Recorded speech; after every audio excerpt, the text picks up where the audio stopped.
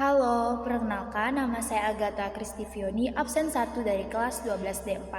Saya akan mempresentasikan program rawat inap rumah sakit dengan menggunakan bahasa Python. Ada 3 proses cara pembuatan coding. Yang pertama yaitu IPO. I merupakan input yang berarti data yang perlu dimasukkan. Selanjutnya ada P, yaitu proses, merupakan langkah-langkah atau cara-cara pengolahan data. Dan yang terakhir, O merupakan output yang berarti hasil akhir yang ditampilkan. Kedua, ada algoritma, merupakan urutan langkah-langkah logis dan sistematis. Dan terakhir, coding, merupakan proses penulisan algoritma ke dalam bahasa pemrograman. Contohnya, bahasa Python. Sebelum membuat coding, kita perlu menentukan IPO-nya terlebih dahulu. Kita mulai dari input. Input yang pertama yaitu nama pasien. Dan yang kedua, jenis kamar yang meliputi ada kamar VIP, kelas 1, kelas 2, kelas 3, dan SAL. Dan yang ketiga, memasukkan tanggal masuk dan yang terakhir, tanggal keluar. Selanjutnya adalah proses menentukan tarif kamar. VIP dengan tarif kamar 1 juta, kelas 1 dengan tarif kamar 600.000, kelas 2 dengan tarif kamar 300.000, kelas 3 dengan tarif kamar 100.000, dan SAL menggunakan tarif kamar sebesar 50.000. Kedua, menghitung lama inap. Dengan rumus, lama inap sama dengan tanggal keluar dikurang tanggal masuk dengan catatan minimal 1 hari. Dan yang ketiga, menghitung biaya kamar. Dengan rumus, tarif kamar dikali lama inap. Keempat, menentukan tarif dokter. VIP dengan tarif dokter 225.000. Kelas 1, 150.000. Kelas 2, 100.000. Kelas 3, 75.000, dan SAL dengan tarif dokter 30.000. Kelima, menghitung jumlah kunjungan dokter. Dengan rumus, jumlah kunjungan dokter sama dengan lama inap dikali 3. Yang keenam, menghitung biaya dokter. Dengan rumus, biaya dokter sama dengan tarif dokter dikali jumlah kunjungan. Dan yang terakhir, menghitung total biaya. Dengan rumus, biaya kamar ditambah biaya dokter. Nah, selanjutnya adalah output, hasil akhir yang perlu ditampilkan. Yang pertama ada nama pasien, yang kedua jenis kamar, ketiga ada tanggal masuk dan tanggal keluar, keempat lama inap, kelima tarif kamar dan tarif dokter, yang keenam, biaya kamar dan biaya dokter, dan ketujuh, jumlah kunjungan dokter, dan yang terakhir, total biaya rawat inap. Nah, selanjutnya kita akan menentukan algoritma. Yang pertama, mulai, dan kedua, masukkan nama pasien, ketiga, masukkan jenis kamar. Keempat, tentukan tarif kamar sesuai dengan jenis kamar. Kelima, masukkan tanggal masuk dan tanggal keluar. Keenam, hitung lama inap. Dengan rumus, tanggal keluar dikurang tanggal masuk. Jika lama inap kurang dari 1 hari atau hanya beberapa jam saja, itu akan tetap dianggap 1 hari. Kedelapan, tentukan tarif dokter sesuai jenis kamar.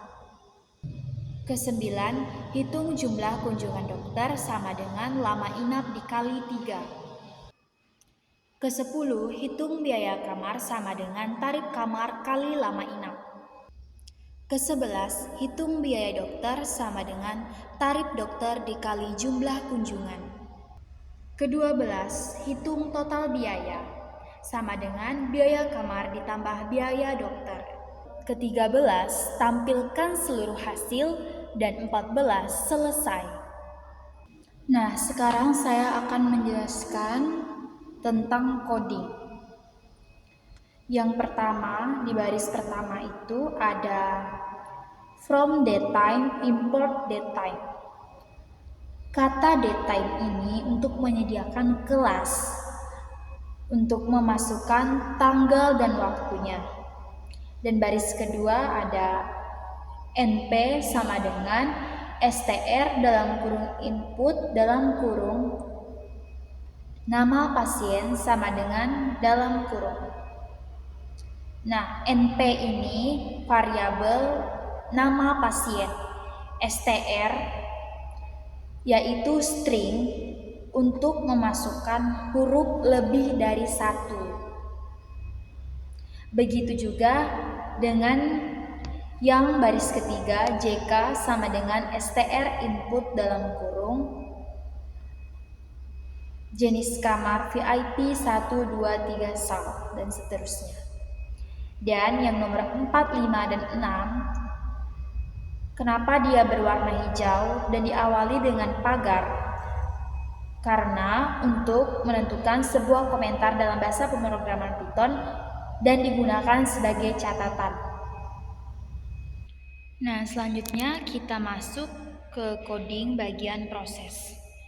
Di baris ketujuh ini, if JK sama dengan petik 2 VIP titik 2 tarif sama dengan 1 juta. If itu bahasa Indonesianya jika, dan JK merupakan jenis kamar. Jadi jika jenis kamar sama dengan petik 2 VIP tarif sama dengan 1 juta. Nah, pada baris ke-9 elif JK sama dengan petik 2 1.2 tarif 600.000. Elif itu sama dengan else if yang berarti selain itu.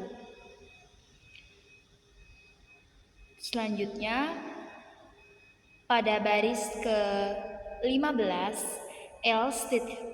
else.2 tarif sama dengan 500.000. Else itu berarti jika tidak, digunakan pada terakhir pemrosesan jenis kamar. Nah, selanjutnya pada baris yang ke-18 TGL masuk sama dengan input dalam kurung masukkan tanggal masuk dalam kurung DD garis miring MM garis miring YYYY. Kenapa menggunakan D, MM, dan YYYY? D ini dalam bahasa Inggrisnya itu day yang berarti hari atau tanggal. Dan MM itu M dalam bahasa Inggris itu month yang berarti bulan. Dan terakhir Y itu year, tahun. Jadi kita menggunakan DD, MM, dan Y ini untuk tanggal, bulan, dan tahun. Menggunakan rumus yang sama baik untuk tanggal masuk maupun tanggal keluar. Lanjut baris 22 from datetime import datetime, dan baris ke-23 TM sama dengan datetime titik strp time dalam kurung tanggal masuk titik 2 persen D garis miring persen M garis miring persen Y tutup kurung. TM itu variabel dari tanggal masuk. Dan kenapa menggunakan datetime strp time? Itu digunakan untuk menguraikan string yang mempresentasikan waktu atau tanggal menjadi objek datetime. Lanjut, kenapa menggunakan persen D garis miring persen M garis miring persen Y? Tanda persen itu merupakan singkatan dari hari atau bulan untuk D dan M sebagai angka desimal, misalnya 01. Kalau untuk tahun atau persen Y itu singkatan dari 4 digit karena tahun itu memiliki angka yang terdiri dari 4.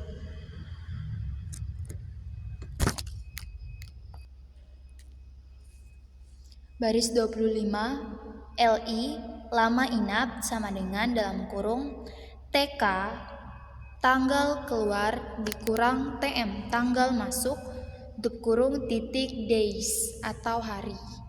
Masuk ke baris yang ke-26, menghitung tarif dokter. Ini menghitung tarif dokter kurang lebih seperti menghitung tarif kamar sebelumnya.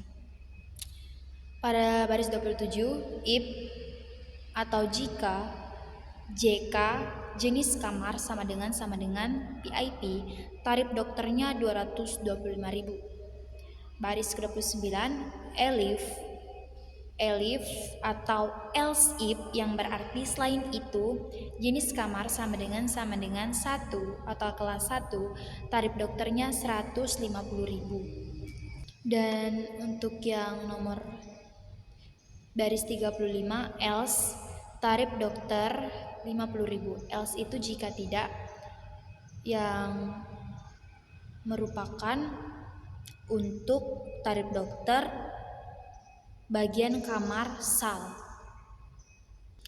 Nah, untuk yang baris ke-38 minimal 1 hari itu bisa ditulis dengan coding di baris ke-39, yaitu if jika LI lama inap kurang dari 1 hari. Titik 2, LI sama dengan 1 hari. Artinya lama inapnya walaupun kurang dari 1 hari atau hanya beberapa jam saja, tidak mencapai 24 jam, itu akan tetap dianggap 1 hari. Nah, selanjutnya baris ke-41 menghitung jumlah kunjungan dokter. Baris 42 JML atau jumlah kunjungan sama dengan lama inap LI dikali 3. Baris 43 menghitung biaya kamar dengan rumus BK biaya kamar sama dengan tarif dikali lama inap. Baris ke-45 menghitung biaya dokter dengan rumus biaya dokter sama dengan tarif dokter dikali jumlah kunjungan.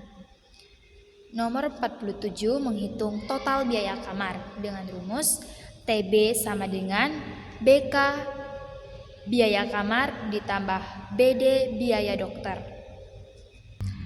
Pada kata JML garis bawah kunjungan, kenapa menggunakan garis bawah? Karena garis bawah ini digunakan untuk memisahkan kata jumlah dan kunjungan. Karena jika tidak diberi garis bawah itu akan menyebabkan error pada codingnya. Nah, untuk yang terakhir kita sampai pada coding output. Di sini pada baris ke-50 ditulis print dalam kurung nama pasien sama dengan petik 2, NP. Nah, di sini menggunakan kata print yang artinya mencetak nama pasien dengan variabel NP.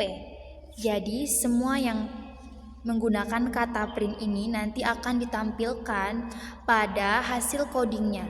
Jadi ini tuh seperti hasil akhir dari codingnya yang akan ditampilkan. Nah, di sini saya akan mencoba coding yang telah saya buat. Nama pasien akan saya isi dengan nama saya sendiri, Fioni. Jenis kamar VIP.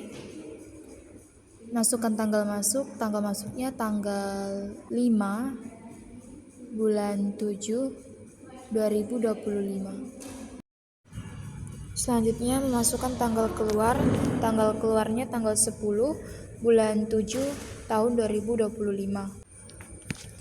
Dan ini hasilnya, nama pasien Fioni, jenis kamar VIP, tanggal masuk tanggal 5 bulan 7 2025, tanggal keluar tanggal 10 bulan 7 2025, lama inap 5 hari, tarif kamar 1 juta, tarif dokter 225.000, jumlah kunjungan dokter 15, biaya kamar 5 juta, biaya dokter 3.375.000, dan total semua biayanya adalah 8.375.000. Sekian presentasi dari saya, terima kasih.